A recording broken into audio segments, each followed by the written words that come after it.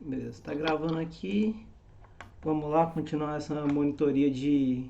Essa monitoria, juntar para estudar R, porque é uma coisa que eu tava com vontade de passar esses conceitos básicos de programação. Que assim, aqui a gente tá usando R, mas a ideia é que qualquer linguagem de programação que você pegar vai ter esses conceitos de uma forma ou de outra. Então é bem pra. Sabe que nem quando a gente tem. Como é que fala? Quando a gente é alfabetizado, quando a gente aprende um pouquinho de sílaba. Sabe quando a gente aprende a ler ou quando a gente entra numa área nova e tem que aprender um pouquinho de vocabulário daquilo, vai aprender vocabulário novo de uma língua nova. Aquela coisa, não chama linguagem de programação nem à toa, né? Tem que aprender a conversar. Então, deixa eu ver. Então, hoje eu vou começar com lógica, lógica booleana, que também é lógica de proposições.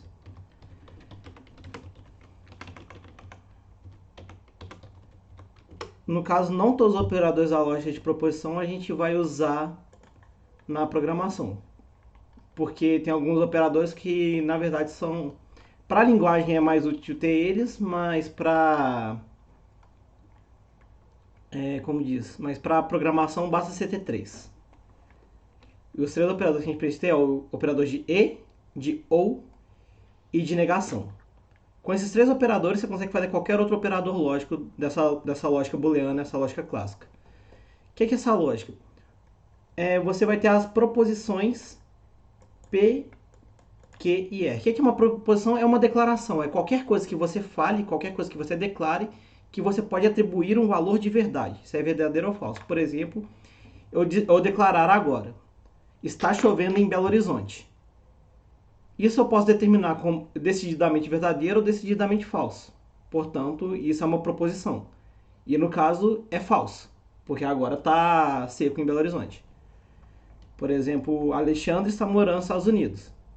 Essa é uma verdade. Mas coisas dúbias, tipo. Deixa eu ver.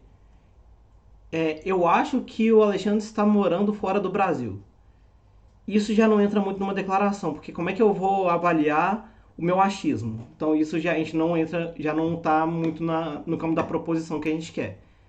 Essas coisas, por exemplo, eu quase passei numa prova. Como que eu defino esse quase? Então, já que esse quase, essas coisas mais difusas, não dá para atribuir um valor de verdade, tipo 100% verdade ou 100% falso, então isso não são declarações. É uma coisa que é importante normalmente.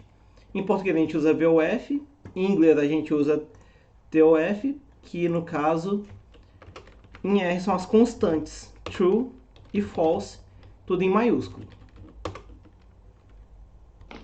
Isso significa verdadeiro ou falso. Então eu vou falar aqui, ó. P é verdadeiro.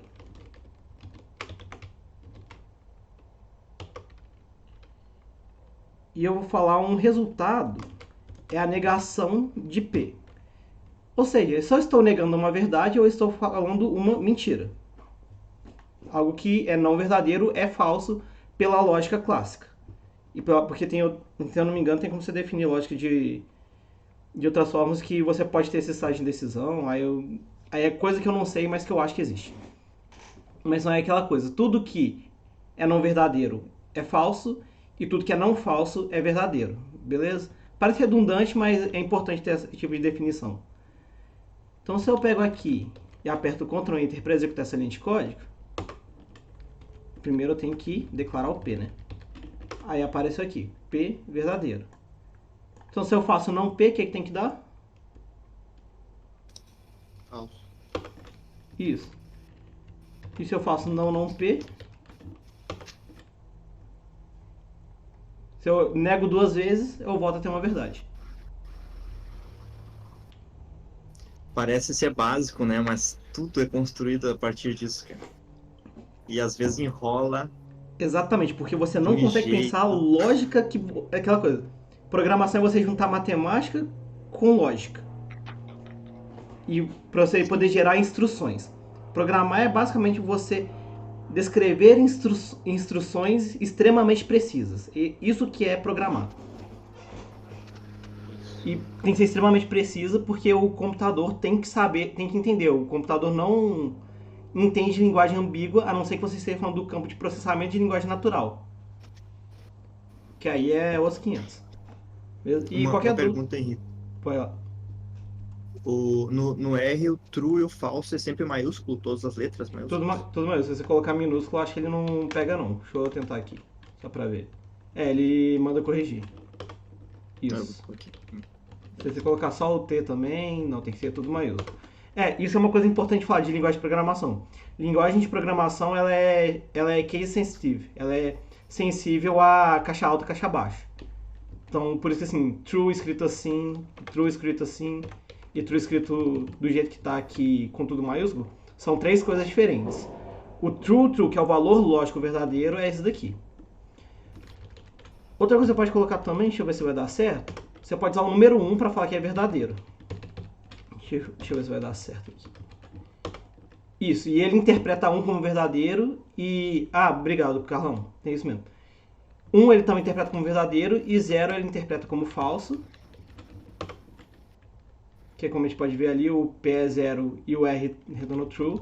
E ele também aceita colocar só a letra, tanto que fica ruim de ver porque é só uma letra, mas também fica azulzinho para mostrar que é constante. Você pode colocar só o Tzinho ou só Fzinho. Beleza? Então essa é a primeira operação lógica que a gente tem. É porque nem eu falar... Nesse caso, está chovendo, não está chovendo. Deixa eu ver. Em matemática, 4 é maior que 2. Ou, deixa eu ver. P é significativo. A partir do valor de P eu posso definir se P é significativo ou não. Isso também é uma proposição. Desde que eu saiba o valor de P. Beleza?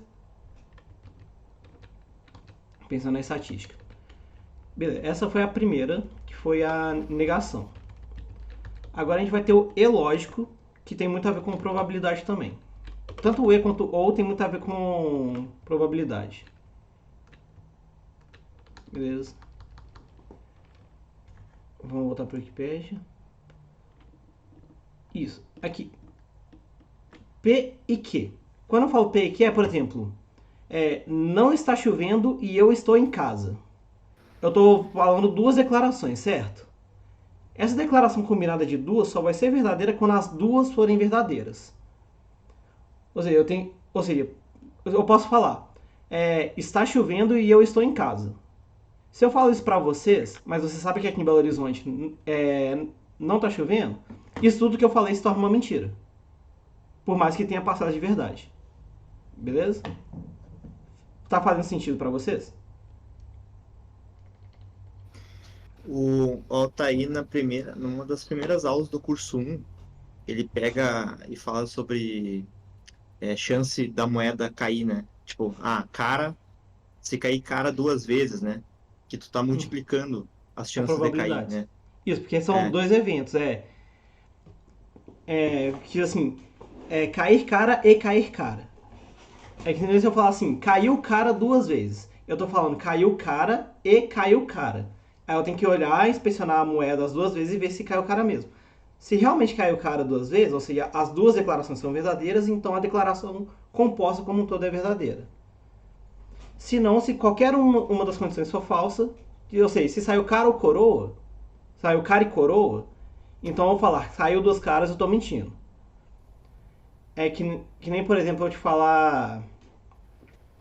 que nem eu falo assim, se sair 2 caras, eu te dou 10 reais. Eu vou e minto pra você. Eu vou sair o cara e coroa. Eu tô falando uma mentira. Porque pelo menos um não foi cara. Sim. Deixa eu ver se eu consigo fazer um exemplo estatístico disso. Por exemplo, já sei. Esse exemplo é meio redundante, mas vamos lá. O P foi menor que 5 e o tamanho de efeito foi maior que 10. Eu posso falar isso. Foi menor que 0,5. Beleza? O P foi menor do que meio por cento. É isso mesmo, né? Meio por cento que a gente usa? É meio por cento. Isso aqui é 0,5. Isso. Foi menor que meio por cento e o tamanho de efeito foi maior que 5. Aí eu tenho que olhar essas duas condições para ver se a minha declaração, se o que eu estou colocando no meu paper é verdade. Porque senão eu estou fazendo uma enganação. Eu estou dizendo assim, o resultado é significativo, mas ele é estatisticamente significativo ou ele é estatisticamente negativo e clinicamente relevante. Aí, por exemplo, daí seria uma declaração de E. Normalmente a gente procura coisas que são, ao mesmo tempo, estatisticamente significativas e, ao mesmo tempo, que tenha relevância para a área de estudo.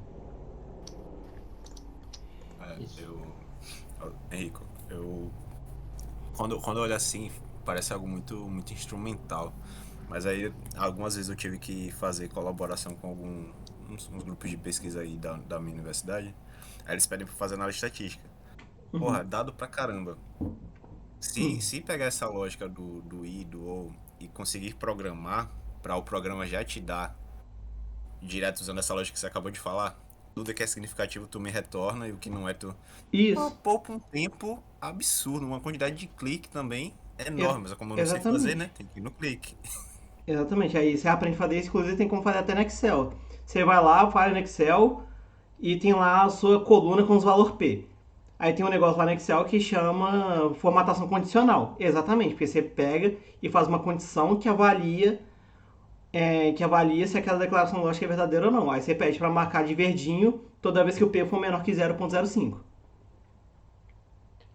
Parece fácil vindo. Entendeu? E é fácil, é fácil. Então assim, aí no R, esse E lógico é feito com esses dois E comercial aqui, que normalmente é o Shift 7. Então, por exemplo, eu vou ter aqui o meu valor P, beleza? Vamos colocar ele foi 0,04, beleza?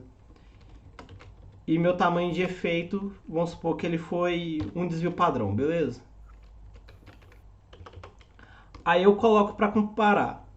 Aí assim, aí que tem na minha cabeça? Meu resultado é legal, bacanudo, publicável, me deixa com me deixa alegre com a vida, se ele for significativo e tiver tamanho de efeito maior do que meio, beleza? Isso é em português a gente falando. Aí como é que eu checo isso? Eu tenho que pegar. Aí a gente falou de operadores de comparação na última vez. Então a gente vê se P é menor do que 0,05 e, ao mesmo tempo, D é maior do que 0,5. Beleza? Nesse caso aqui, dados os valores de P e de D, isso aqui tem que dar verdadeiro ou falso? Verdadeiro. Oh, Isso. peraí. É, verdadeiro. Verdadeiro. Primeira coisa que eu vou olhar, primeira comparação. O P é 0,04. P é menor do que 0,05? Verdadeiro. D é maior do que meio? Verdadeiro. Então, como os dois são verdadeiros, essa expressão toda vai ser verdadeira. Beleza? E eu já vou aproveitar isso para falar de uma função do R, que é a função if. Que é a if condição faz alguma coisa. Beleza? Aí só falando um pouquinho aqui. Então, o que é o if? É essa coisa do se então. Depois eu vou falar logicamente o que é isso, viu? Aí você pode ver essas chaves como então. Beleza? É isso aqui. Essa aqui é a estrutura de... eu acho que... Não. Ctrl... Isso, Ctrl Shift C, que é o atalho. Espero que eu não esteja acelerando demais, mas bora lá. Isso aqui não é o meu resultado bacanudo? Aí eu uso uma outra função aqui que ela vai mostrar na tela. Aqui eu usei duas funções. A if, que ele vê se essa condição é verdadeira ou falso, e a depender do resultado dela, ele faz o que está mandando aqui dentro. O que eu estou mandando aqui dentro? Escrever na tela. Meu resultado é bacanudo. Beleza? Como essa condição aqui, P menor que 0.05 e D maior que meio, é verdadeiro, então é se verdadeiro, faz tal coisa. Beleza? Aí você viu. Ele executou aqui. Meu resultado é bacanudo. Agora vamos supor que eu tenho um resultado significativo, só que eu tenho um N gigantesco e meu tamanho de efeito, na verdade, ele é só 0.2. Beleza? O que vai acontecer? Primeiro, o meu P é significativo. E percebam que aqui eu já fiz uma tradução de linguagem para instrução de computador. Eu não posso virar para o computador e falar: computador, olha se meu P é significativo. Eu tenho que traduzir isso para a linguagem matemática para ele. Computador, P é significativo se for menor que 0.05. Verdadeiro. E eu não posso falar: o meu tamanho de efeito é satisfatório. Eu não posso escrever... Isso aqui eu não posso escrever para o código. Se P significativo e D satisfatório mostra na tela que o resultado é bacanudo. Isso o computador não entende. Mas isso a gente, quando a gente está rascunhando o código, inclusive, você vai começar a fazer os códigos a primeira vez, escreve na mão do jeito que eu escrevi aqui. Escreve na mão que está na sua cabeça. Depois você preocupa em como que você vai traduzir isso para a linguagem de programação, para a linguagem. Primeiro, escreve a estrutura lógica, a estrutura na sua cabeça. E aos poucos você vai descobrindo pela linguagem até que ponto ela consegue se aproximar da linguagem humana. Então isso aqui a gente vê que não dá nada. O computador não entende isso. Assim, que bagaça essa você escreveu para mim? Aí isso aqui ele entende. Então vamos lá. P foi significativo. Porém o D, falso, porque o meu D foi muito pequeno, certo? Meu tamanho de efeito. Então olha o que acontece se eu executar isso aqui tudo. Não mostrou nada na tela. Ou seja, ele checou aquilo ali e não fez nada. Porque como a minha condição é falsa, então não é para fazer o que está ali na frente. Beleza?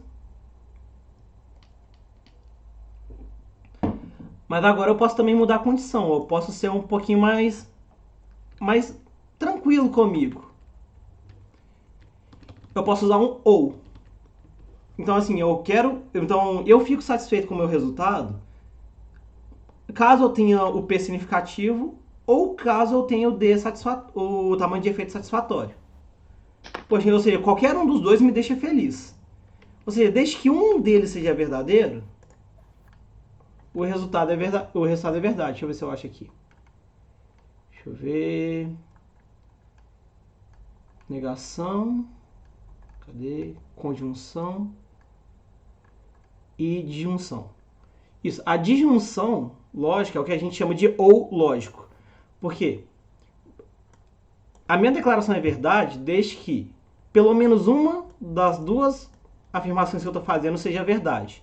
Que nem eu falar: está chovendo em Belo Horizonte e estou em casa. Ou está chovendo em Belo Horizonte ou estou em casa. Normalmente quando a gente fala isso em português, em inglês, na maioria das linguagens, a gente está interessado em exclusivamente uma das duas ser verdade. Mas para a lógica não. Se as duas forem verdade, está valendo também. Beleza? Então desde que pelo menos umas, ou até as duas condições seja verdadeira, o resultado da minha expressão toda é uma verdade, tudo bem?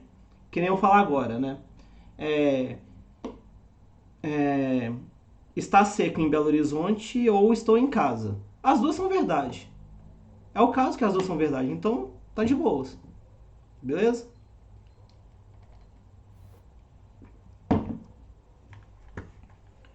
Beleza. Ô, Paty, tudo jóia? Oi, tudo bem? Tudo bem? Espero que você esteja gostando aqui desse bate-papo.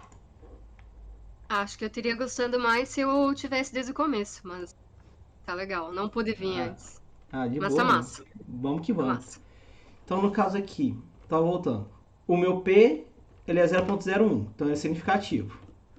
Mas meu tamanho de efeito, ele é pequenininho.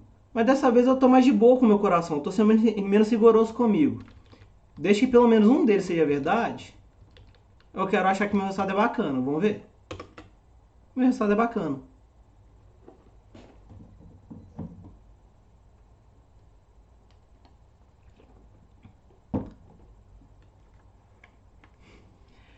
Continuando aqui, aí uma coisa que é importante, você tá vendo esses colchetes aqui?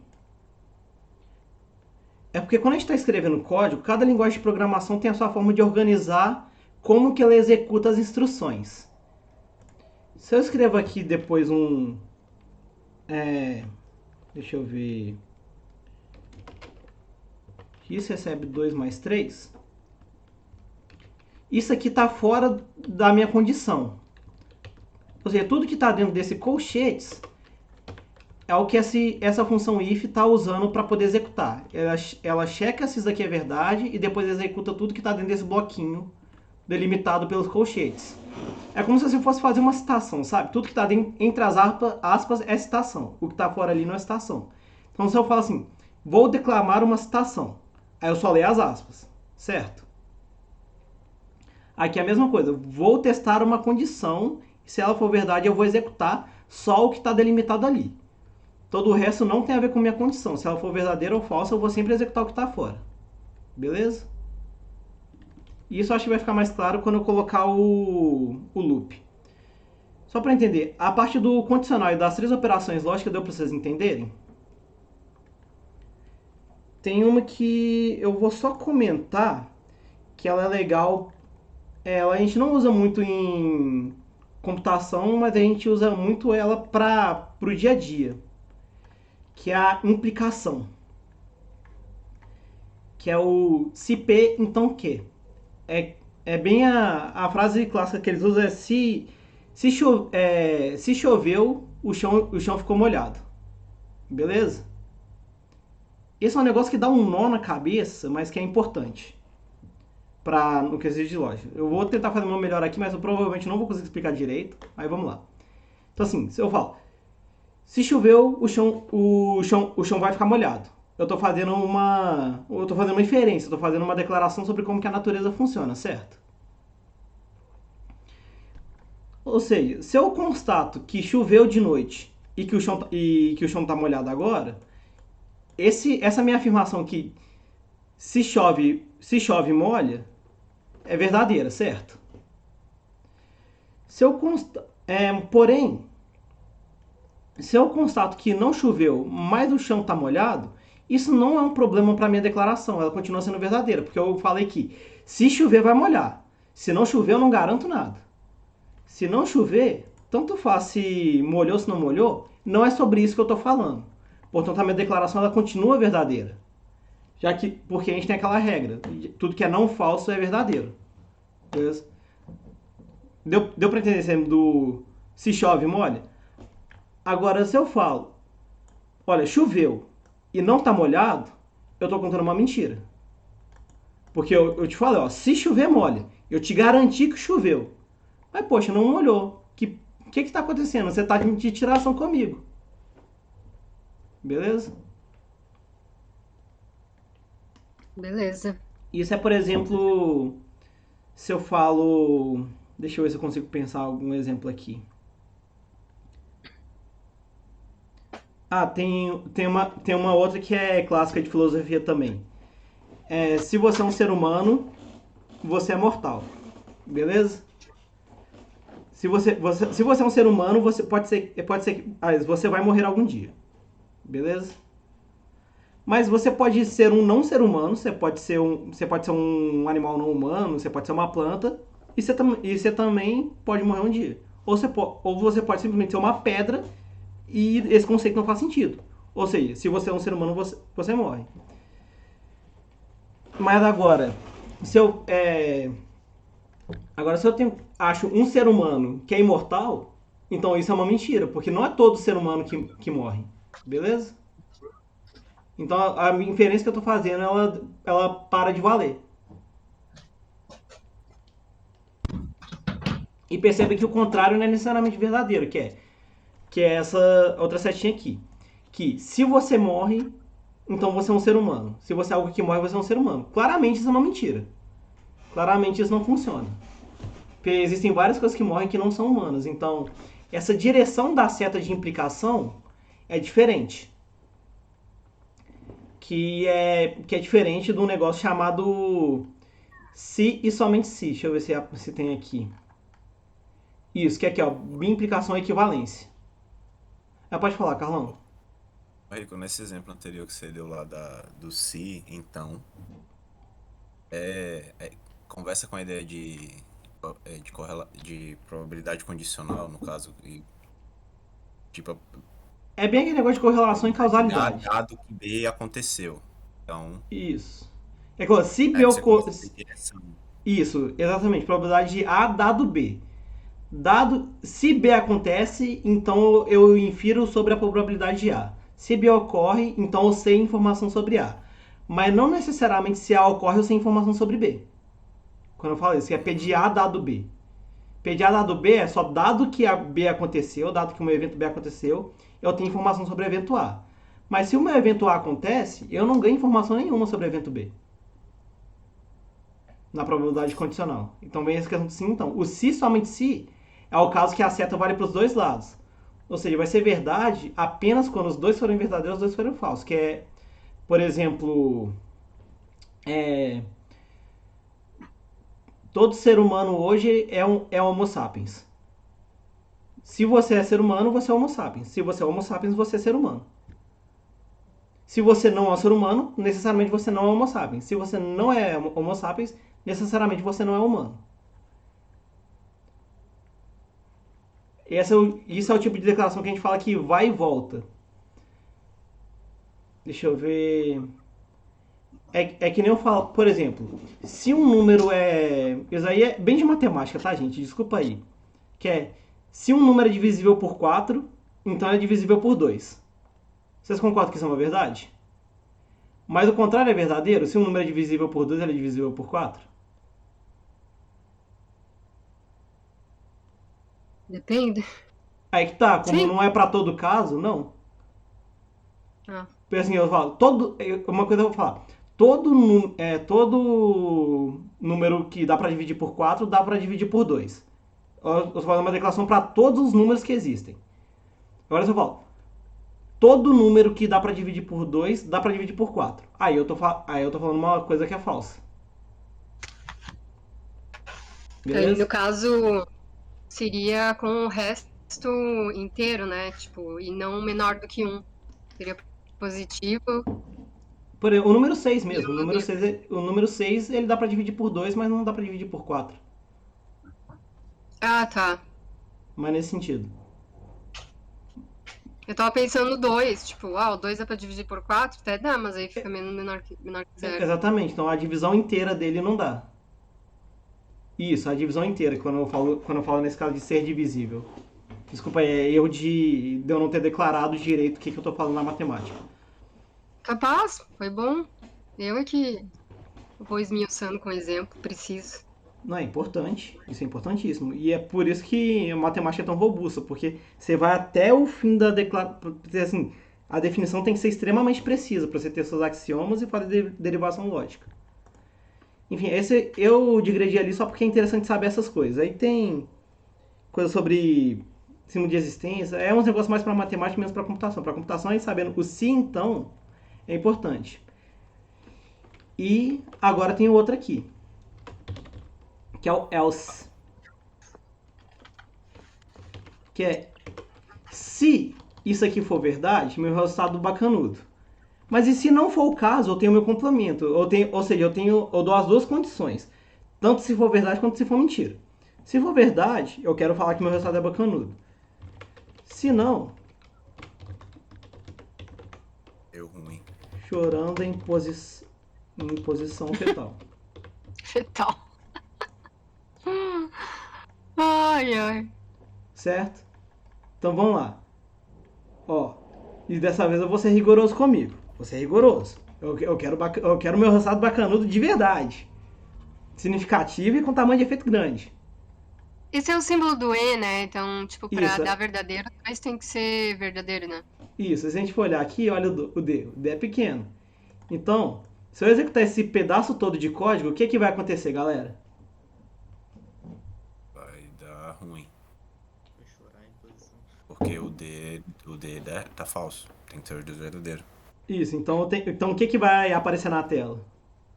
Chorando. Chorando em posição fetal. Isso.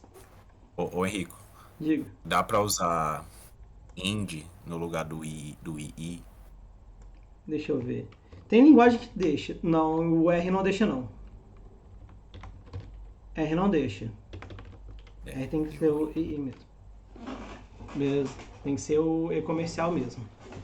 E deixa eu ver aqui só uma coisa, deixa eu ver. Não, aí tem que. Deixa eu ver. If. Ou else. Não, aí tem que. E eu posso sair encaixando isso. Eu posso colocar um outro if, que é o se. Meu resultado é topzera. Beleza? Se esses dois. Se não, eu posso olhar e ser mais de boas com o meu coração. Posso ter o coração mais leve comigo. E colocar o ou. Não, se tiver só uns dois. Ah, vai, serve. Beleza? Se não,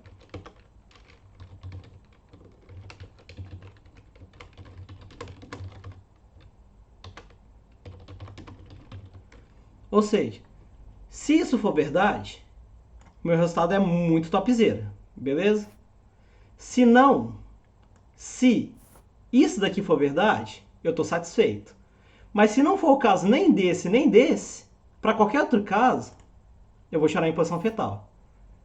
Então, nesse caso, o que é que vai printar? Deixa eu Serviu. ver. Ah, vai, serve.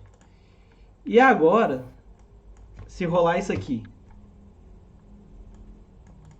o P der exatamente 0.05, o que é que vai acontecer? Vai dar ruim de novo. Aí eu vou chorar em posição fetal de novo. E é isso que é o if, else, if e por aí vai. Você pode sair sempre faz condição A. Se A, faz isso. Se não, testa B. Se não, testa C. Se não, testa D. Você pode fazer isso para quantas condições você quiser. É que nem Se quisesse colocar mais uma condição ali, aí a gente colocaria else, if else if ou de else? novo. Aí, Ah, tá. chorar em posição fetal. Deixa eu ver. Coloca um.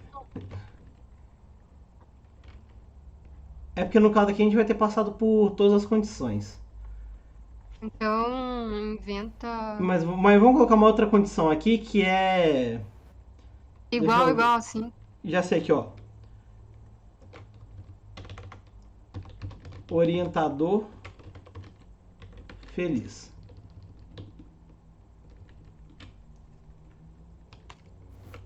Ufa, tô salvo.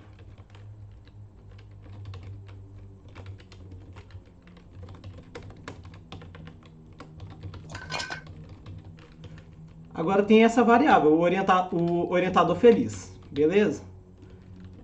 Então vamos supor que você foi num dia lá e seu orientador estava de bom humor, beleza? Então eu falei, fui lá, constatei que o orientador estava de boas. O que é que vai dar aqui? Vamos lá. Meu resultado é topzera, galera? Não. Não. Tá. Meu resultado pelo menos serve pra alguma coisa? Também não. Isso. Mas o meu orientador tá feliz? O orientador tá feliz. Então o que vai printar aqui? Tá salvo. Ufa, tô salvo. E por aí vai. É que nem, vamos supor assim, Eu não. Ô, Henrique, eu não lembro direito no R se maior igual. Tinha que colocar o igual depois do é símbolo de depois. maior ou antes. É sempre Ah, depois. tá. Tá. Pessoal de dica pensa no português mesmo, que é maior ou igual. Aí é Ah, sempre tá, legal. depois. Deixa eu ver. E vocês viram que assim, eu sempre coloquei um parzinho de chaves depois? Aqui eu vou fazer de um jeito um pouquinho diferente, só pra ficar mais claro, mais didático de ver, reparar essa coisa.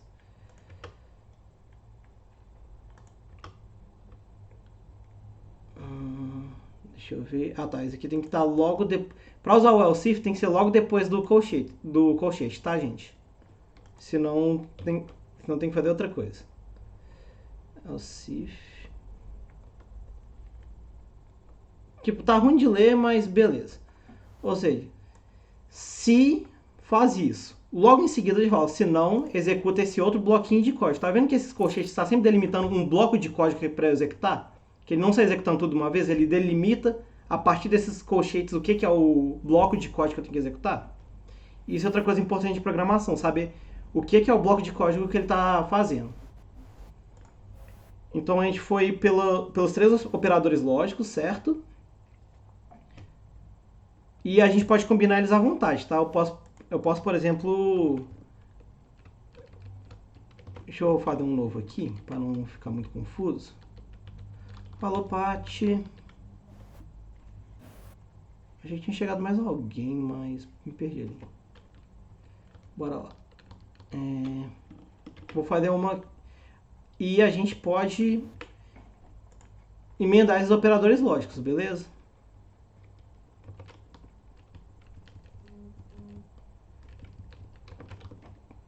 Que eu posso vir aqui e negar. Que é que nem às vezes a gente pensa, olha, o meu resultado é topzera se o P for significativo, o tamanho de efeito for legal. Mas se não for isso, fico triste. Ou seja, aqui eu misturei o não com o e. Beleza? Ou seja, não é o caso que meu resultado é bacanudo, então eu fico triste. E a gente pode sair fazendo, e pode sair emendando, e dá pra provar que isso aqui vira na verdade vira não P ou não D, mas enfim, aí isso aí é álgebra booleana, eu não vou entrar nisso hoje não. Esse é o limite. Deixa eu ver. Isô, fala, Gustavo, de novo. Aí o céu é o limite. Isso, exatamente. A álgebra booleana, aí eu vou... Encadear uns negócios gigantes. Eu não vou falar de álgebra booleana não, foi mal, viu, galera? Então, condicional foi. Agora é a estrutura de repetição, o tal do loop. Só apagar isso aqui, porque senão vai ficar me incomodando. Vamos falar de estruturas de repetição.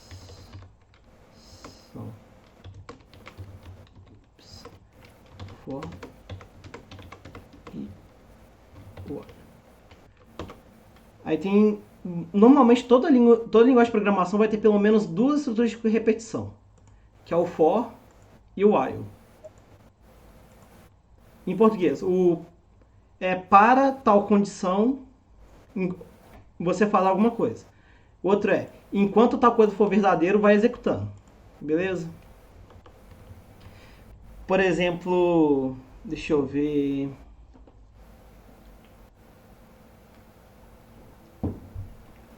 Vamos supor que eu tenho uma lista. Aí o vetor eu já falei um pouquinho da última vez. Deixa eu ver aqui. Eu tenho uma lista de números. Eu vou para um exemplo mais simples, tá, galera? Que já tá falhando aqui. Eu ia colocar uma lista de valores P, mas não tá a fim de pensar muito não.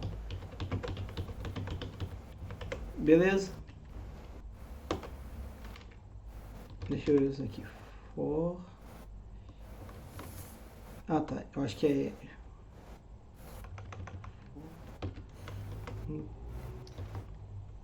P. A gente tem sendo de parênteses, né? Na condição. Tem. É sempre para tal condição.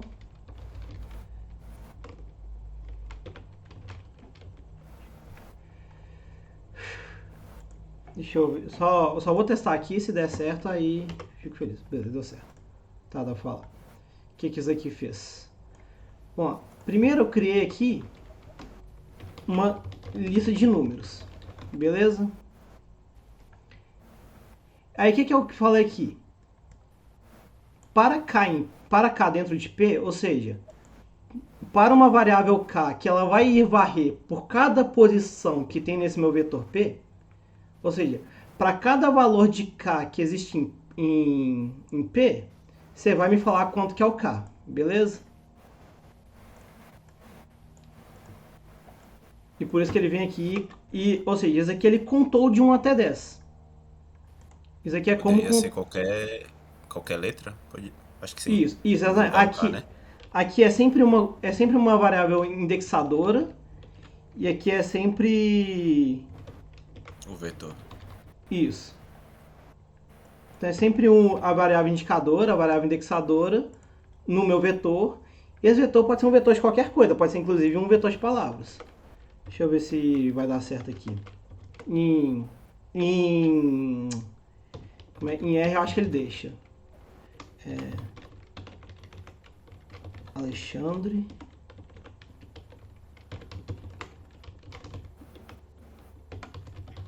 Posso fazer uma pergunta? Pode, à vontade. Então, quando eu importo uma base de dados do R, eu vou fazer qualquer tipo de análise. Eu preciso pegar uma variável que está dentro dessa base e preciso transformá-la num vetor. Apenas transformando a vetor que eu vou conseguir fazer a análise que eu desejo. Não necessariamente, porque o R ele ajuda a gente nisso. Você pode pegar a variável direto como ela está e fazer alguns processamentos. Aí vai depender daquela coisa, se a variável é categórica, contínua, ordinal.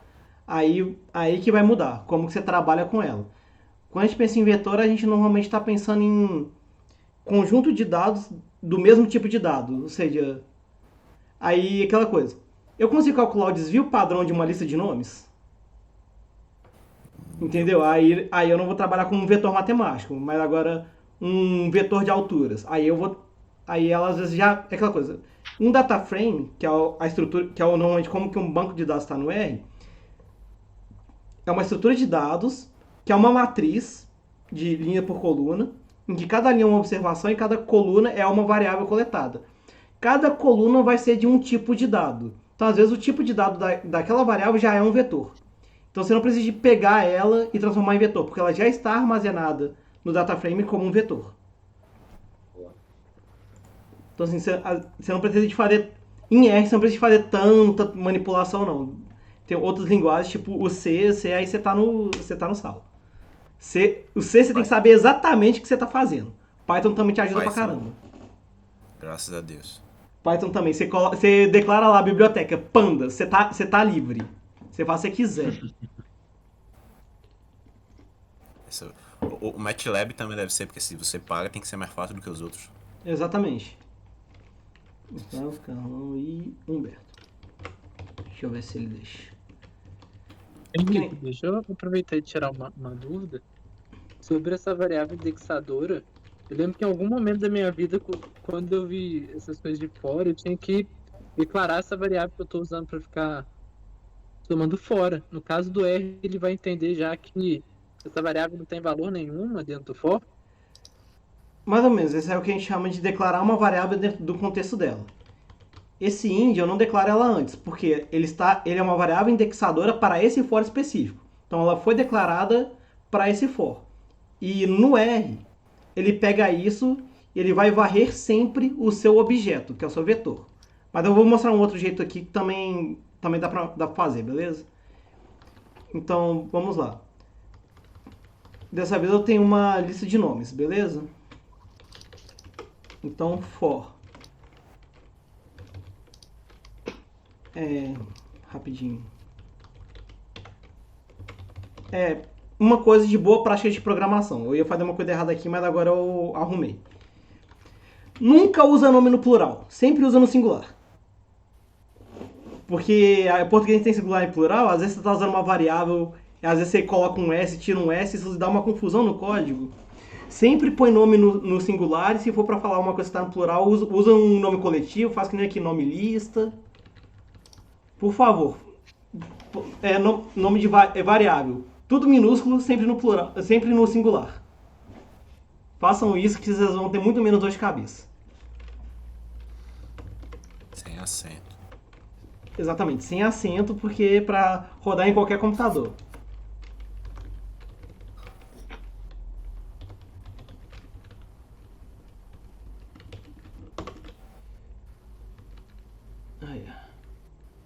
Deixa eu ver aqui. Isso. Mesma coisa aqui. Para o meu nome, tá na minha lista de nomes, eu quero que você me printa. Eu quero que você me mostre os nomes que estão na lista. Beleza? Fez aqui direitinho. Colocou Alexandre, Henrico, Gustavo, Carlão, Humberto. Que foram os nomes que eu coloquei na lista. Se eu tirar um nome da lista e atualizar ela. Opa. Tem uma vírgula aqui. Cuidado com as vírgulas e ponto e vírgulas também. Isso também dá uma dor de cabeça em código. É aquela coisa. Fatalmente isso vai acontecer um dia, mas evitem programar com privação de sono. Mas fatalmente isso vai acontecer. Mudou ali a minha lista. Henrico, Gustavo, Carlão, Humberto. Beleza? Esse é um jeito de acessar pelo for. O for é para o meu nome, varrendo a minha lista de nomes, eu vou exibir cada um dos nomes dessa lista. Beleza? É a operação que eu escolhi aqui.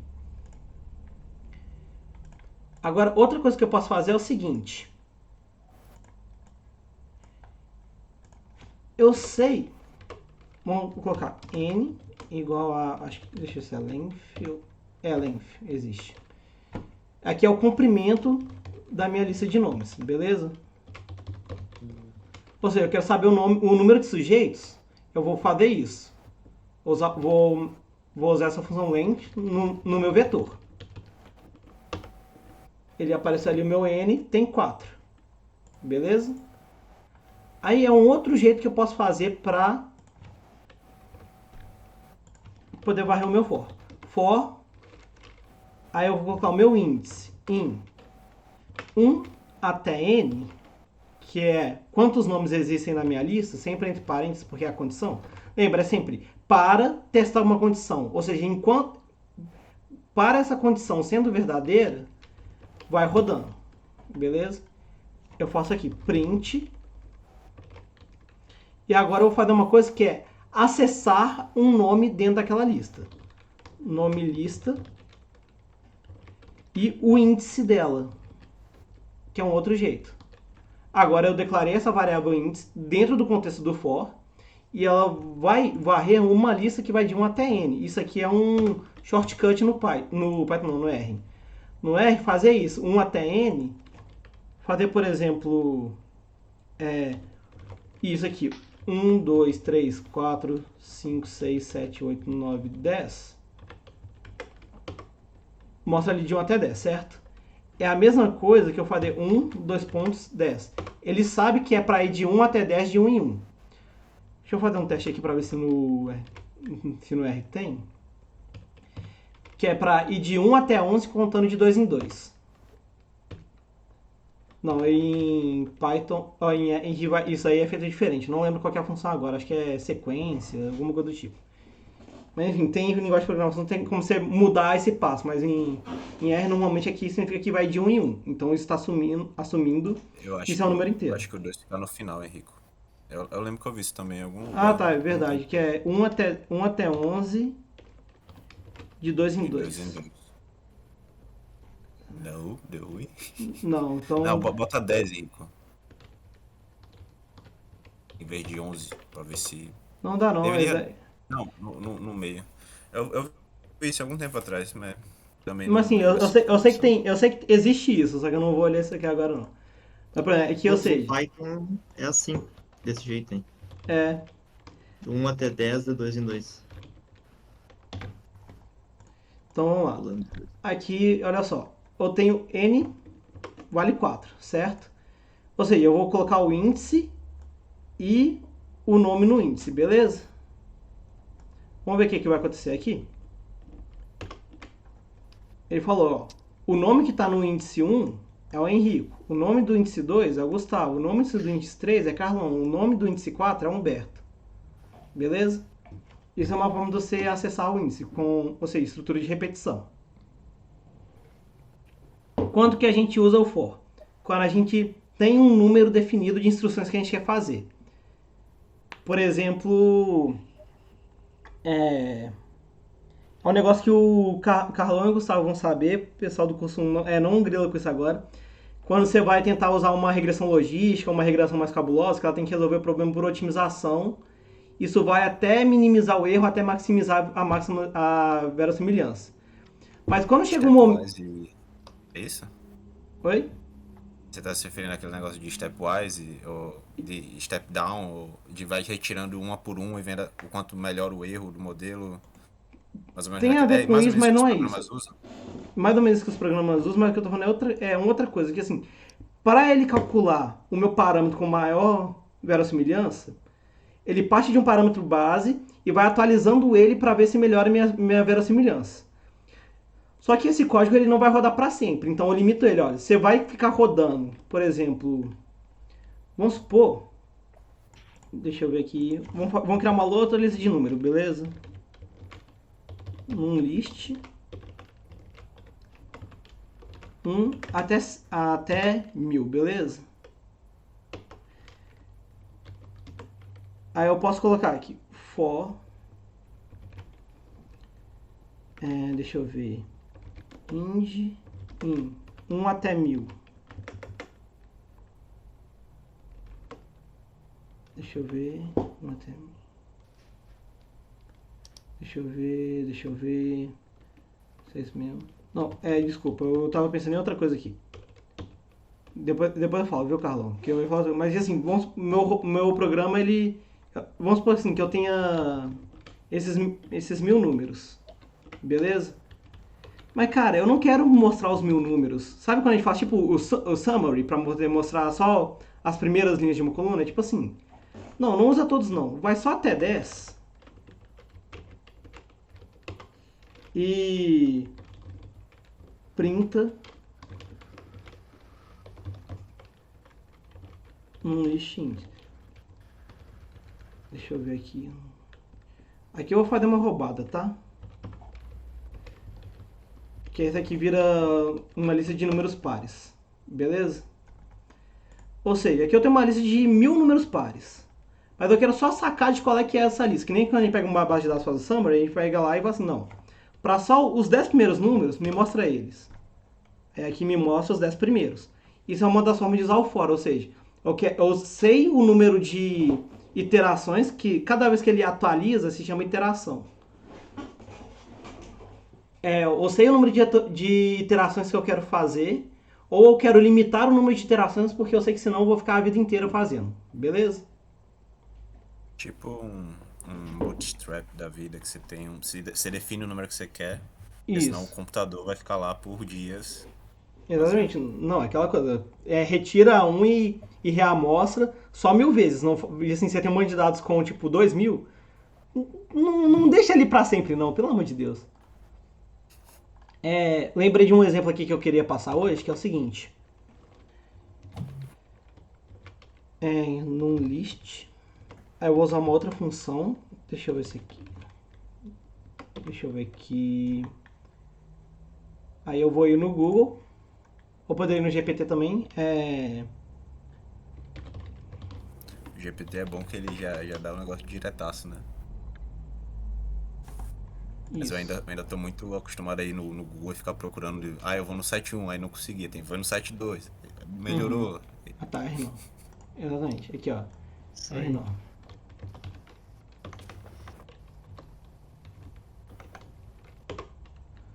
Isso. Beleza. Aqui eu vou sortear 10 pessoas de uma...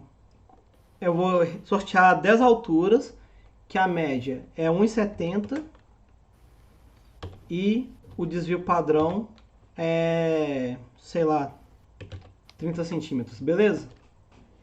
Isso que isso aqui tá fazendo. Mas eu já vou explicar aqui que é uma função. Que assim, eu vou fazer meio trocado, mas vai, beleza?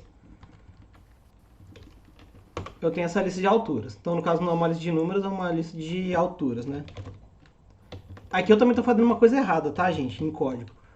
Não mistura a língua das variáveis. Às vezes você coloca variável em português, às vezes em inglês. Tipo assim, não mistura isso no código. Eu tô fazendo isso aqui, tá errado. Não mistura a língua que você tá usando. Ou coloca todas as variáveis em inglês ou tudo em português. Viu? Meu código, minhas regras. No geral é isso. No geral a gente faz essa. Meu código, minhas regras. Beleza. Agora, gente, como é que a gente calcula a média? A média de um conjunto de números. A gente não tem que somar. O somatório dele Isso. Não faz divide pelo somatório. tamanho.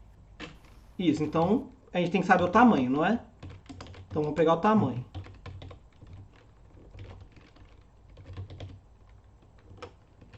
Beleza. Temos o tamanho. E como é que a gente pode somar? A gente pode inicializar a soma sendo 0.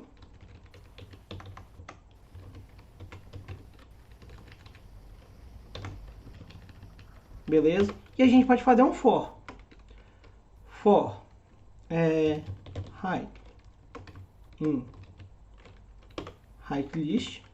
Beleza?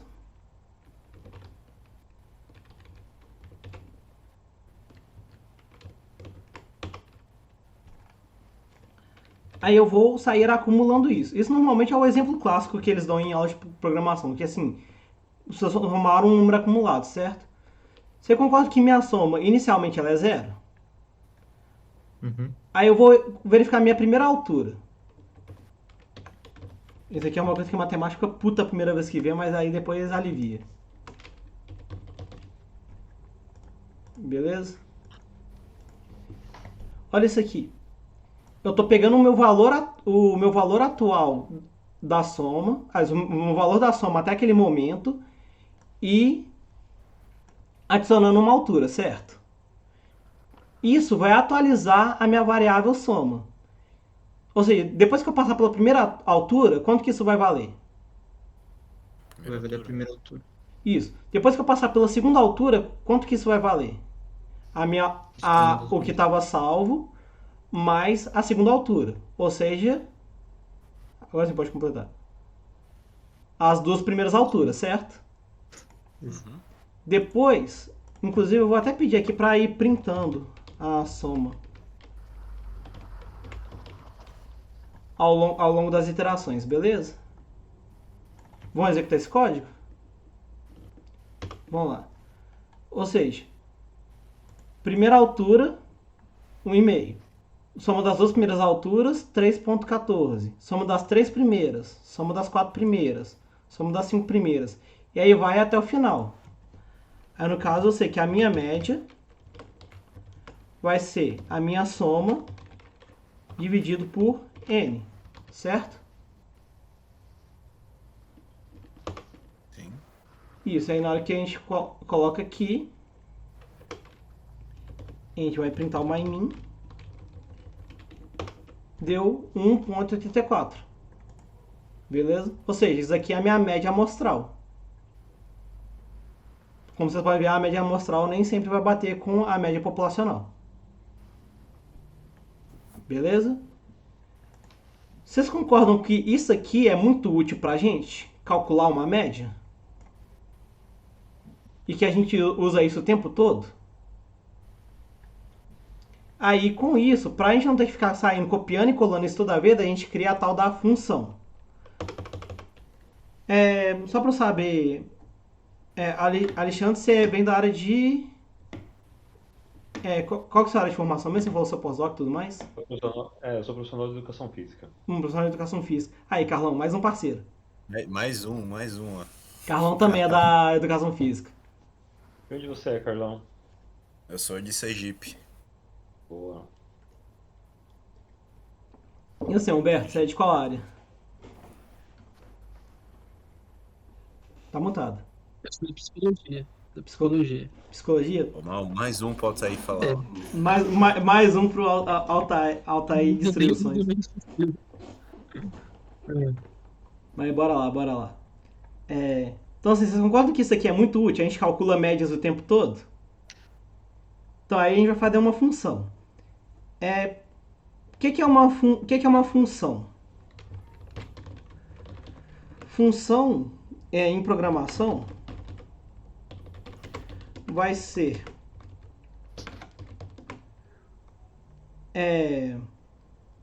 um nome que vamos usar. Deixa eu comentar isso aqui, né?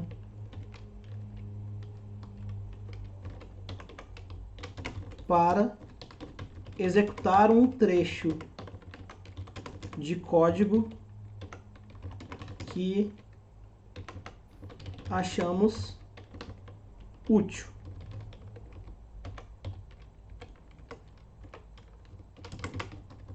Assim o código fica mais limpinho. Você concorda com isso aqui de assim, tá cheio de linhas?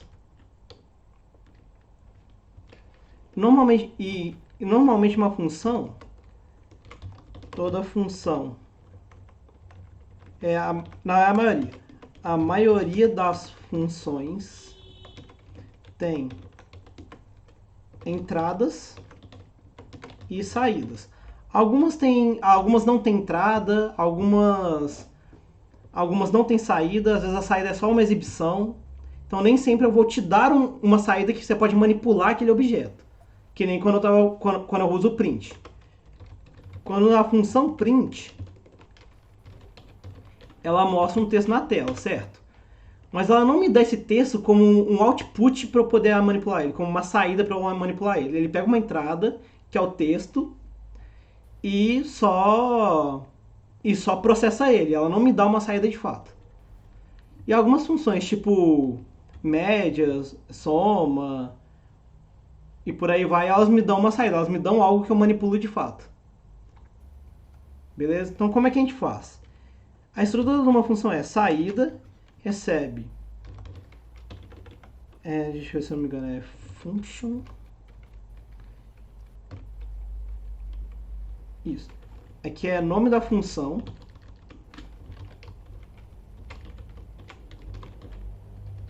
Aí eu vou usar essa palavra aqui, function, colocar as entradas dela. E aqui no final eu vou colocar um return e vou falar objeto de saída. Ou seja, ela recebe entradas e retorna saída. Beleza? Em programação, normalmente pode ter várias entradas, mas normalmente a gente vai ter uma única saída em R, se eu não me engano. Para você fazer várias saídas, tem que fazer gambiarra, e para o Gustavo aqui, você retorna um objeto que tem todas as saídas. Aí normalmente você retorna um objeto. É sempre mais indicado. Sabe? Uhum.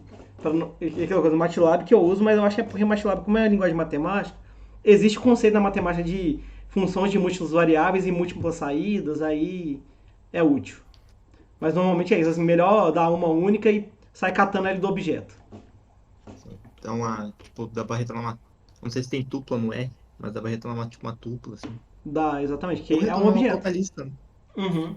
Ei, só um parênteses aí. O que é tupla, velho? Tupla. Tupla Você lembra um negócio chamado par ordenado em matemática? De coordenada? Para o quê, rapaz? Par ordenado. Par ordenado, sim. Entendeu? Isso é uma tupla. Na verdade, isso aí é uma dupla, porque só tem dois números, que é um par ordenado, beleza? Você pode ser um triordenado. Tipo, você tem as três coordenadas, x, y e z. Você tem 3 dimensões. Isso. E aí vai gerar um ponto no espaço. Isso. Aí isso aí é uma tripla. Agora, quando eu falo tupla, eu posso ter quantos objetos ordenados eu quiser. Aí o nome disso é tupla. Isso. Não tinha nem Aí nome melhor pra dar, né, velho? Aí na matemática é da tupla, né? Então o pessoal do Python pegou e implementou um tipo de dado que é uma tupla. Isso. Então, basicamente isso. Não é que eu falei que assim, tinha número inteiro, número real e tudo mais? Aí cada linguagem de programação vai olhar os conceitos que os seus usuários vão usar mais e vão tentar implementar eles direto para você não ter que ficar criando.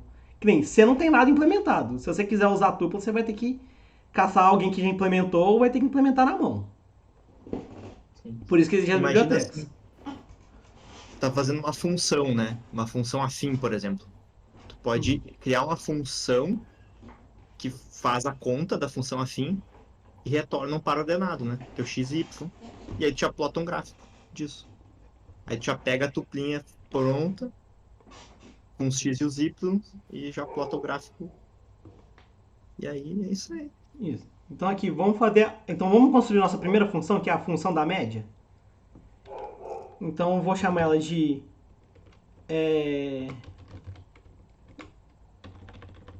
porque eu estou sendo herege, eu vou colocar minha média,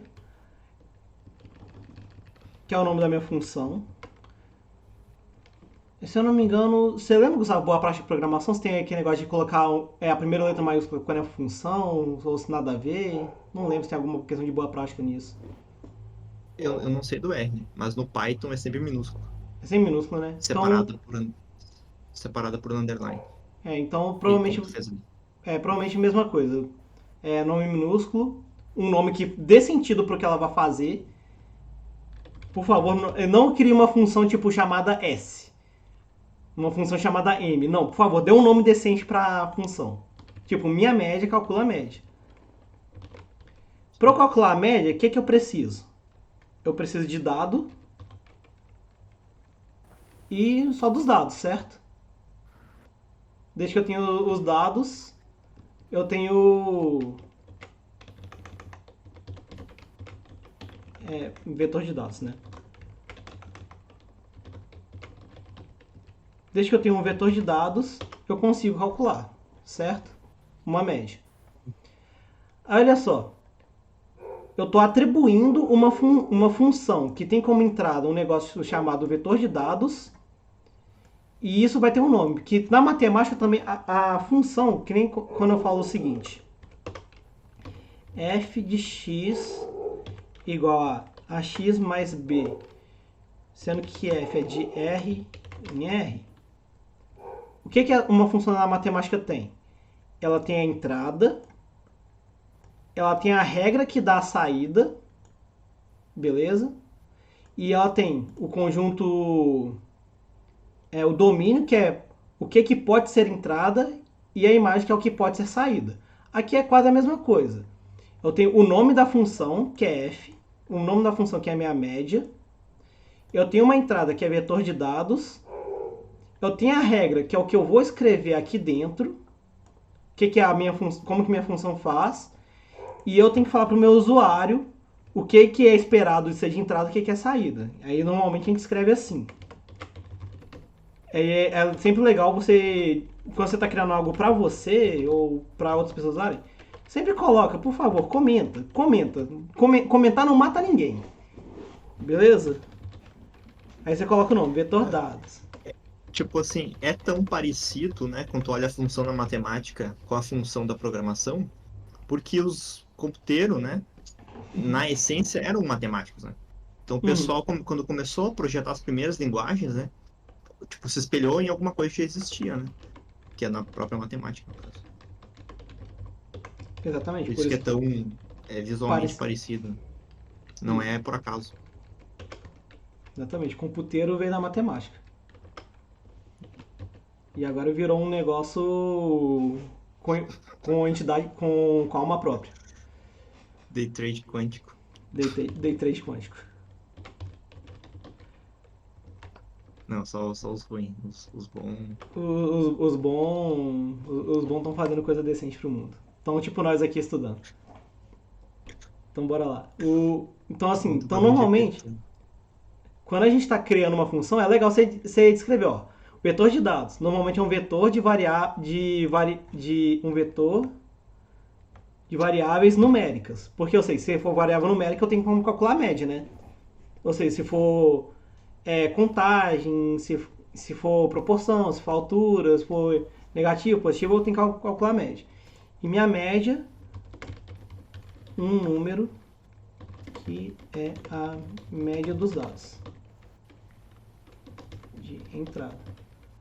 Beleza? Ou seja, escreve, por favor, comentem. Quando vocês estiverem fazendo um código para vocês, comentem. O dedo não cai. Fica mais fácil para você voltar ali depois de umas 2, 3 semanas. Às vezes no dia seguinte você já não lembra nada, porque você escreveu o código em privação de sono à base de café. Então, por favor, comenta. O hipocampo já tava saturado já. Não cabia mais nada. Exatamente. Então, assim, aquela coisa, não conta com a sua memória para poder lembrar as coisas para você. Seja caridoso com você mesmo. Gasta um tempo, é chato, mas depois quando você vai ler de novo, você fala, nossa, velho, eu gosto de mim mesmo. Então, vale a pena. Pior que é importante mesmo. É importante ter autoestima na hora de programar, gente. Então, vamos lá. Desde que eu tenho vetor de dados, eu consigo. Então, a gente vai usar o loop for, porque eu tenho que somar tudo, não é? Minha soma, eu tenho que inicializar ela em 0. Porque inicialmente eu não tenho nada acumulado. E aí sim eu faço meu for. For dado, vetor dado, vetor dado. Olha só, ou seja, dentro de um bloco de código tem outro bloco de código, ou seja, sempre fica atento para os colchetes, beleza? Ou seja, como a gente já escreveu lá em cima, aqui a gente fez o rascunho, beleza? Então a gente copia esse rascunho e cola lá embaixo. E outra coisa, tá vendo que aqui tem um espacinho, tem 2 espaços aqui? Isso se chama indentação. Por favor, idente o seu código desses 2 espacinhos, dependendo da linguagem de programação é 4, para falar, esse bloco de código é para esse for aqui, por isso que ele está um pouquinho à direita. Beleza? Acho que tu botou um fora mais aí, Henrique. Coloquei. Pronto, agora tem 2 for aqui. Tá vendo? Esse que é o problema também de copiar o negócio. É porque esse daqui tem que estar aqui aqui em cima. Então vai ser o vetor dado. Aí eu posso excluir isso aqui. Não quero que mostre nada.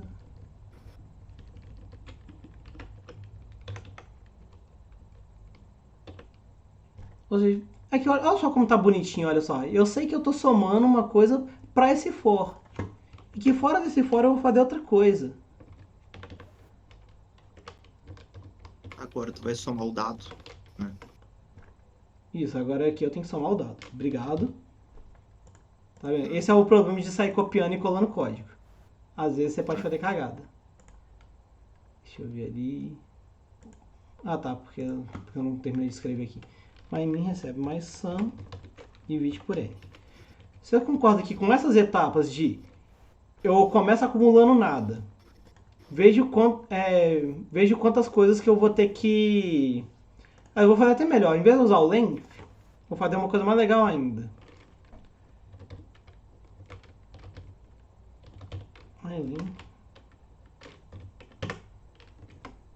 Beleza? Você concorda que a cada vez que eu passo por um dado, eu conto que ali tem um elemento?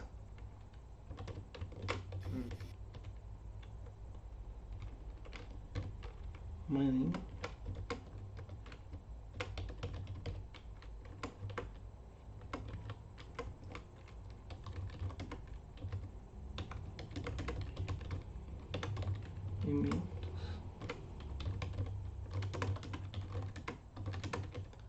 Aí tá vendo a questão de comentar? É coisa simples, mas comenta. É a primeira vez que a gente está fazendo isso.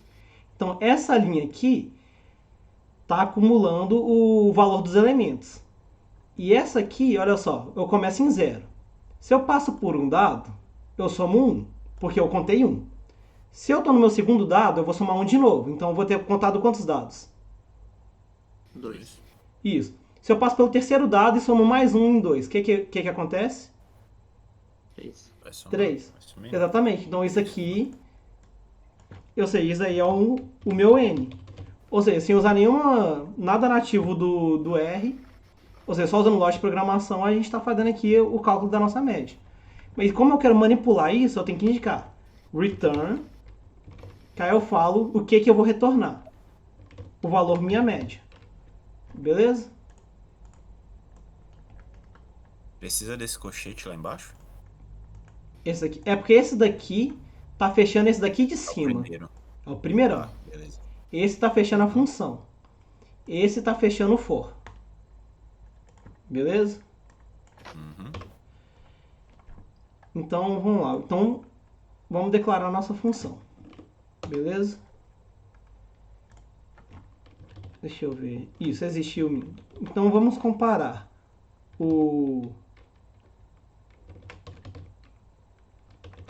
vamos aqui, ó, Minha teste. média. Isso. Então, o teste recebe minha média.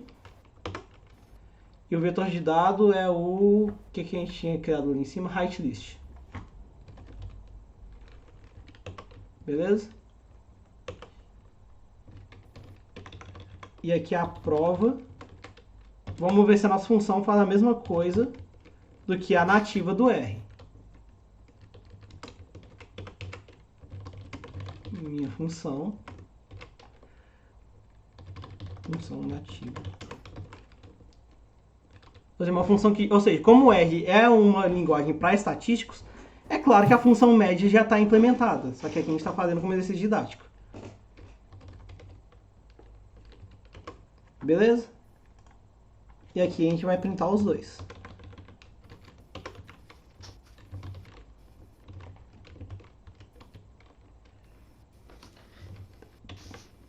Ó.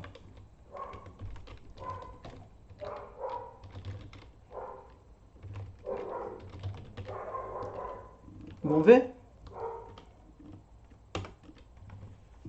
O teste e a prova. Ou seja, a nossa função de calcular a média, que a gente escreveu com o nosso amor e carinho, falando pra gente o que faz o que, tá aqui. Então, por exemplo, quando a gente vai no help, é porque alguém se deu o trabalho de fazer isso. A gente vai aqui, ó, help me. É uma função que vai aqui, ó. Ó, a aritmética tem a descrição. Aqui fala como que usa. Aqui, por exemplo, usa com x e tem outros parâmetros. Tem os parâmetros ali. E aqui fala, o que é o x? X é um objeto do R. E aí falando aqui, ó, tá, pode ser variável numérica, lógica, data, tempo, intervalo de tempo e números e vetores complexos. Aí tem outras coisas e fala assim, velho é o que ela retorna. Ela retorna isso aqui. Não retorna a média aritmética. Como é um conceito matemático, eles não vão descrever o que a formuleta. Mas está aqui descrevendo o que faz. Beleza? E aqui normalmente... Isso, aí tem aqui o exemplo, que aí fala aqui, ó, vai de 0 até 10. Deixa eu ver aqui... Não lembro o que esse 50 faz. Até 50. Não, é de 0 até 10 e adiciona um número 50 no final. Para mostrar que tem outlier. Esse trinho eu acho que tem a ver com outlier. Enfim, aí ele mostra aqui com um jeito. Assim, eu não gosto muito desses exemplos, porque esses exemplos normalmente são de coisa mais complicada do que a gente precisa. Às vezes ajuda, às vezes não. Então, assim, poxa, só queria calcular uma média, por que você está metendo esse trinho aqui pra mim? Mas ele quer mostrar ela toda a sua capacidade, entendeu? Ou seja, alguém se dá o trabalho de fazer essa descrição que a gente está aquela coisa. Alguém se deu o trabalho de ajudar a gente, então vamos sempre nos ajudar uns aos outros. Beleza? E isso foi para mostrar o for. Agora falta uma última estrutura de repetição. Aí a gente consegue acabar essa introdução de programação, que é o while.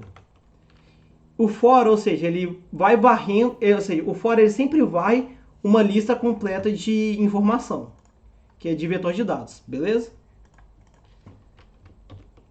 Vem aqui.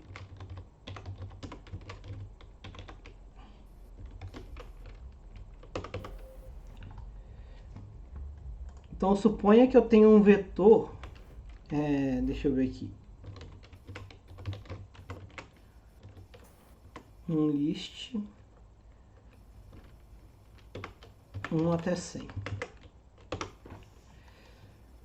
Só que ao invés de eu varrer por todos os 100, eu varrer por todos os 10, eu posso mudar minha forma de pensar. Eu posso pensar, enquanto estiver acontecendo tal coisa, vai executando. Beleza? Aqui, por exemplo, eu posso colocar enquanto while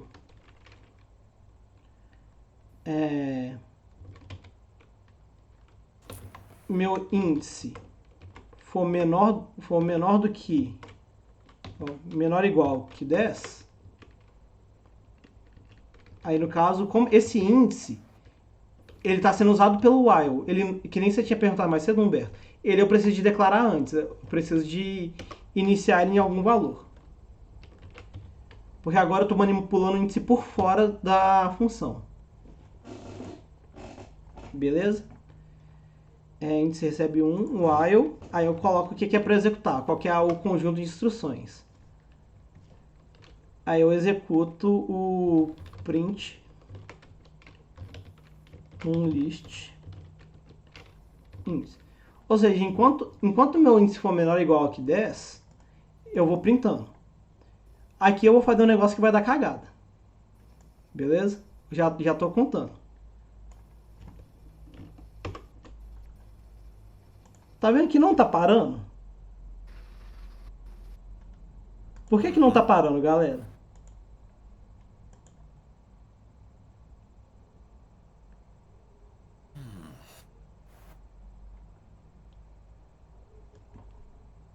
Chegou o Jonathan aí pra dar a resposta. Exatamente. Por causa do index aí, ele não muda, né? Tá um eternamente, né? Exatamente, então eternamente. Aqui a gente faz. Deixa eu ver aqui se eu lembro onde é que dá pra travar ele. Tinha um atalho normalmente. Não é Ctrl C? Ctrl C, né? Ctrl C é no Python. Ctrl Shift C. É Ctrl Shift C. Também não é Ctrl Shift C, Ctrl Shift C parece que é pra comentar. Vamos descobrir agora, porque saber isso é importante. Deixa eu ver aqui, isso aqui tem session. Tem aqui, eu acho que é esse interrupt. Deixa eu ver. Isso. Tem aqui, ó, no session você pode vir aqui e interromper. Aí ele para de fazer o que seria lá o que ele estava fazendo, porque travou. Vamos caçar aqui.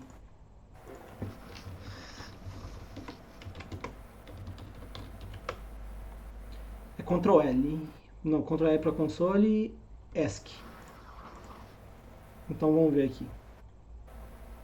Só voltar aqui para ver. Então vamos tentar aqui. Vamos ver se o ESC vai dar aqui. Então realmente o índice não está indo. É o ESC.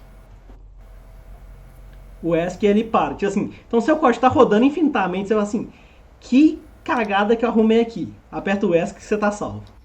Aí a gente para e vai olhar o que está rolando. Beleza? Então realmente meu índice não está atualizando. Eu tenho que atualizar meu índice em algum canto, né? Agora ele vai parar em algum momento.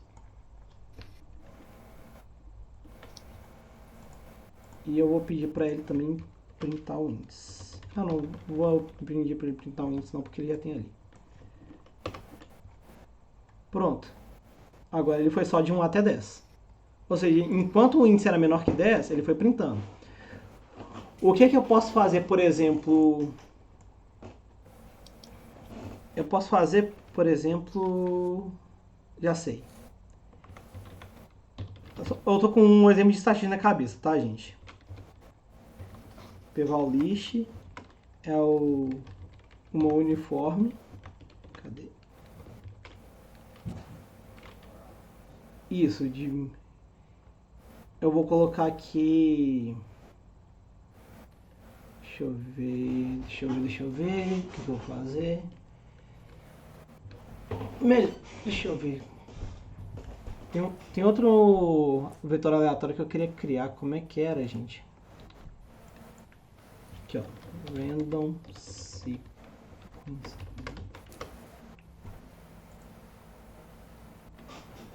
É sample. Parece que.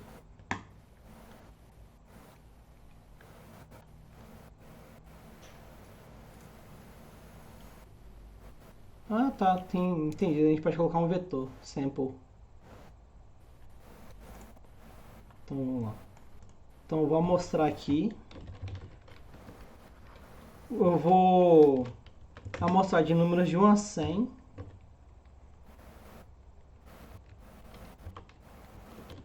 False. Eu vou amostrar 100 números. O que eu estou fazendo aqui? Eu estou gerando em números de 1 a 100. Eu vou amostrar aleatoriamente 100 deles para dar números aleatórios, beleza? E sem reposição. Deixa eu ver aqui. Ai, por que não usou? Deixa eu ver aqui, só ver aqui o sample, como é que funciona.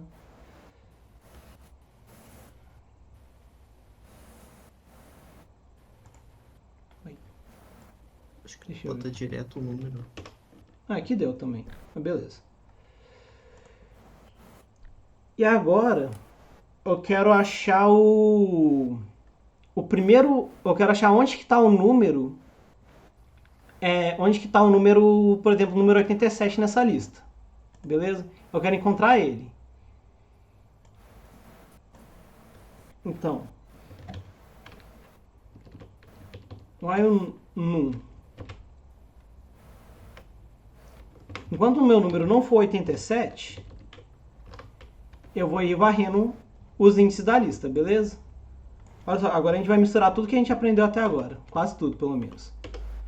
Ou seja, eu vou ter um índice para a gente começar a correr por esse vetor. Tem um vetor aleatório com vários números. Eu não vou colocar 87 não, porque 87 já está ali logo de cara. Deixa eu ver...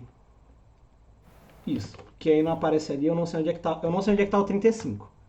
Beleza? Aí o que eu vou fazer? Enquanto o número não for 35... deixa eu ver. Enquanto... list... Agora sim vai dar. Gente...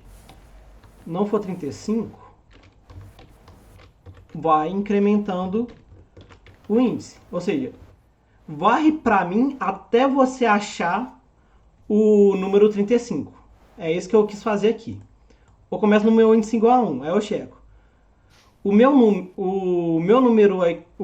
que eu estou olhando aqui, ou seja, o número que está na posição 1 desse meu vetor aleatório, ele é diferente de 35? É diferente de 35.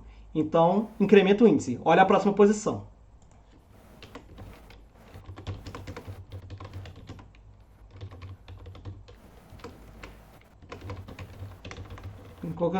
Enquanto não achei. Opa.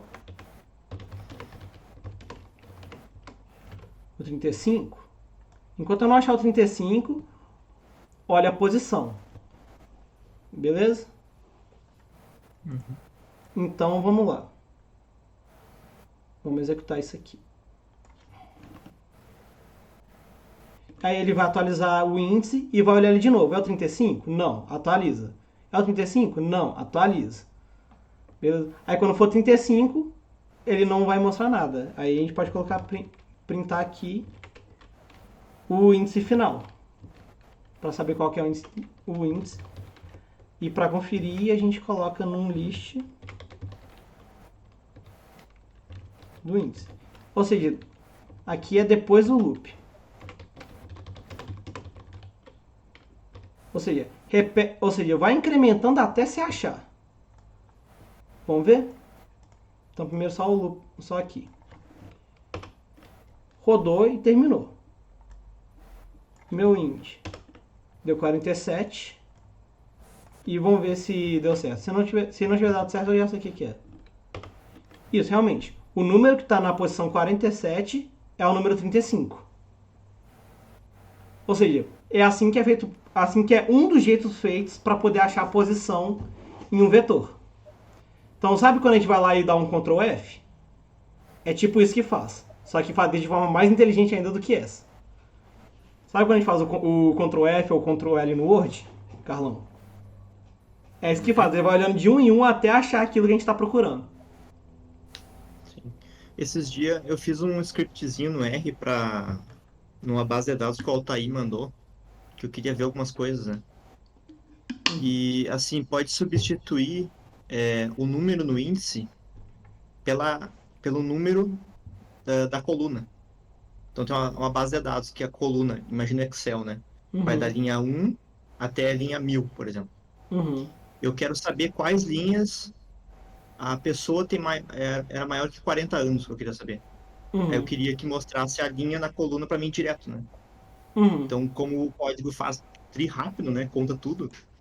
Eu só fiz um scriptzinho assim só para filtrar, né? Isso, em vez de você ir no olhômetro, você faz o códigozinho pra catar pra você. Isso. Aí deu lá, na linha 10, na linha 100, na linha 500, tem um cara maior de 45 anos. Aí eu printei o nome dele e umas outras informações que precisava.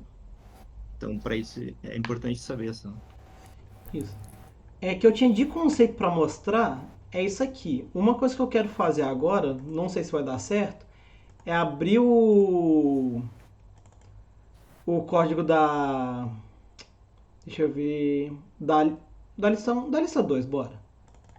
O código da lista 2, pra ver se a gente reconhece alguma dessas coisas que a gente viu. Beleza? Deixa eu ver.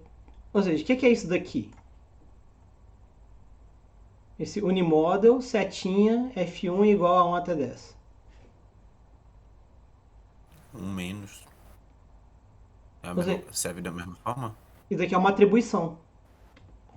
Não, a atribuição sim, o menos 10 aqui. Eu não sei se é de 1 até 10 ou se... Não. Esse aqui eu acho que é 1 até 10. Mas assim, o símbolo aqui é o de menos. Mas assim, isso está atribuindo esse texto a essa variável. Isso aqui, Uhum. mirt, é o quê? A função. É uma função que tem como entradas dados, que é a variável D que eu estou passando, modelo, que é um texto falando qual que é o tipo de modelo, qual que é o tipo de item, ou seja, de 3 parâmetros, e esse verboso é uma coisa que existe em código. Quando um código ele faz muitas etapas, às vezes você quer saber o que o código está fazendo a cada etapa. Aí os programadores colocam isso para... Se você quer ver o que está sendo feito a cada etapa ou não. Por isso que é verbosa, para ser realmente verborragia. Para ver, então normalmente estaria o false para falar, não fica me mostrando a saída de cada etapa, não vai me descrevendo não. Quando é true, aí me fala o que rolou em cada etapa. Quando você tem muitas contas sendo feitas, muitos procedimentos sendo feitos, aí às vezes é bom você deixar o verboso igual a true, para você dar uma olhada, porque aí o próprio código já te mostra que assim, nessa etapa eu fiz isso, nessa etapa eu fiz aquilo. Aí fica mais fácil você debugar, você achar onde é que deu pau. E o que é isso aqui? Então, isso aqui é a função, isso aqui são as entradas da função. E o que é isso daqui? Fit é a saída. É a saída, ou seja, eu estou atribuindo a saída, o resultado da função mirt nos dados.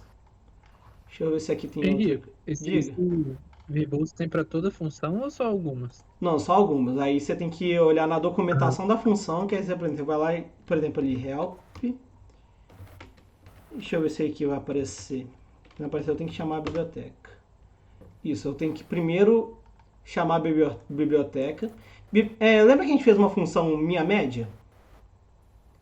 Uma biblioteca, que é quando chama esse library mirt, significa só que existe um código no seu computador chamado mirt, ou um conjunto de códigos, que tem todas as funções implementadas.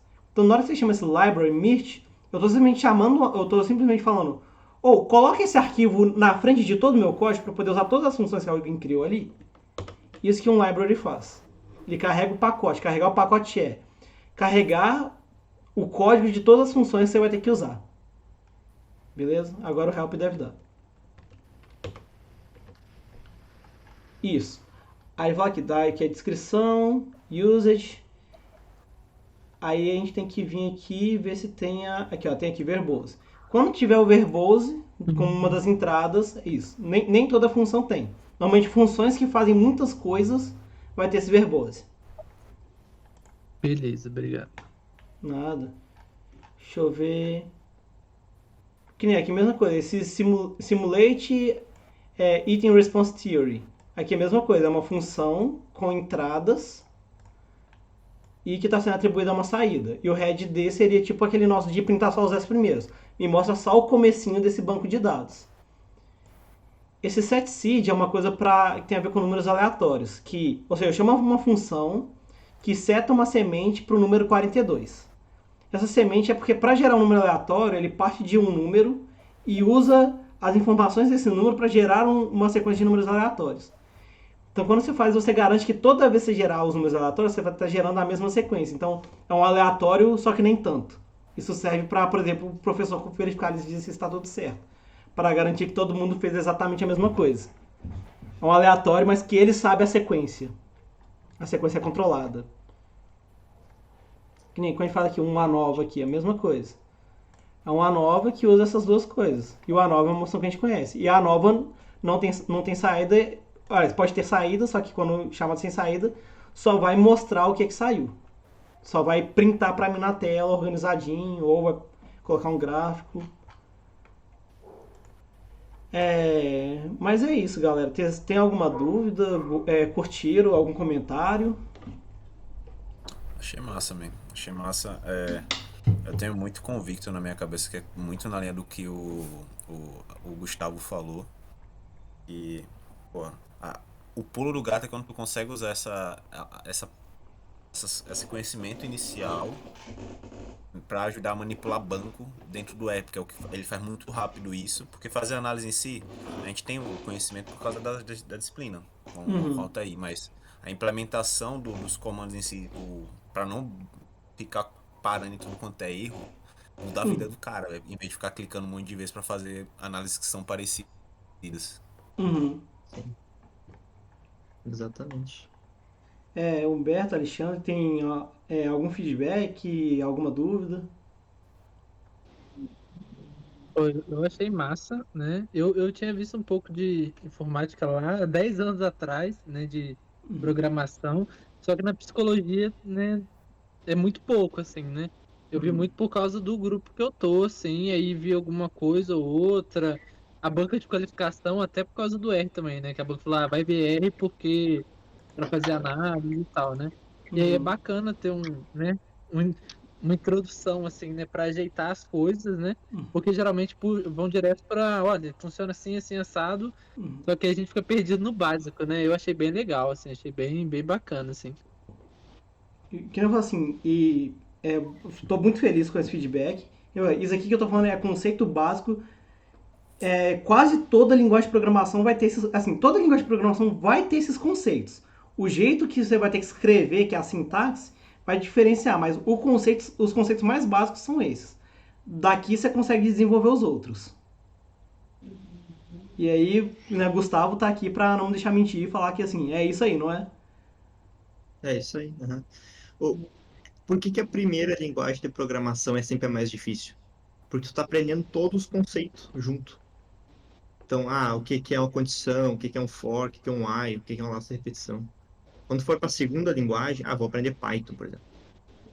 Condição, tu já vai saber, for, já vai saber a lógica de um laço de repetição, já vai saber o que é uma função, já vai saber o que é um print.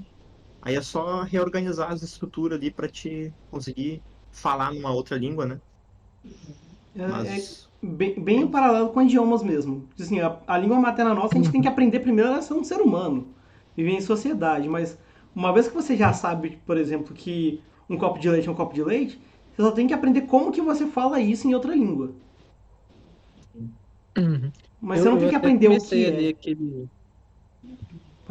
eu achei que foi bem bacana, assim, porque eu tava lendo aquele livro, até o Altair disponibilizou, é o Discovering Statistics with R, alguma coisa assim, né? E aí, só que ele pula direto também, né? Ele vai direto, tem aqui, e aí, só que a lógica por trás, né? Que é o que eu acho que ajuda a pegar muita coisa, até pensar as coisas de modo diferente, né? Porque, pelo menos que eu senti, assim, né? Você sabendo lá a função, igual o livro coloca, você faz. O problema é quando dá problema. E aí você não sabe o que está acontecendo por trás, né? E aí eu acho que ter esses conceitos é bem fundamentado, faz muita diferença até nisso, né? Pra você ficar mais dependente quando começa a dar problema, né? Onde que eu acho, Exatamente. o que pode estar acontecendo, né? Eu acho que isso faz bastante diferença, porque se pensar nisso, né? Será que tem nessas lógicas que a gente conversou hoje, né? Será que não é isso que tá por trás do problema e tal, né? Do porquê que Uhum. tá dando essas diferenças, né? Isso às vezes é um loop que eu não entendo direito, ou tipo assim, poxa, tem uma função, a função espera uma variável que seja um vetor numérico. Aí eu tô passando um vetor de nomes. Uhum. Poxa, aí é claro que vai dar pau. Só que aí, quando você não sabe, você vê aquele erro, você fica assim, que diabos tá rolando? Uhum. Aí você começa a pensar, poxa, será que eu tô usando a função errado? Acho que esse processo é mais ou menos isso, pelo menos que eu estou vivenciando nas aulas do Altai. Porque uma coisa é você saber apertar botão, e aí você conhece alguns caminhos para apertar alguns botões para você ter um resultado. Outra coisa é você entender Uhum. a natureza do teste, né? Nossa, isso é revelador. E eu também adorei a aula, o Henrico. Acho que, como eu te disse, né? Eu estou iniciando no R agora, entendo um pouco da lógica, mas eu estou num processo de construção e eu tenho certeza que essa aula já fez uma diferença muito grande. E o resto acho que é constância e prática, né? Então, Uhum. estamos aí no processo e vamos adiante. É que, Obrigado pela sua disponibilidade, né, de criar esse grupo e a gente aprender sobre R. Então, cara, obrigado. nossa, fico feliz. Vou interromper a gravação aqui, viu, galera? Brigadão. Mas pode continuar aqui pra gente bater mais um papinho depois.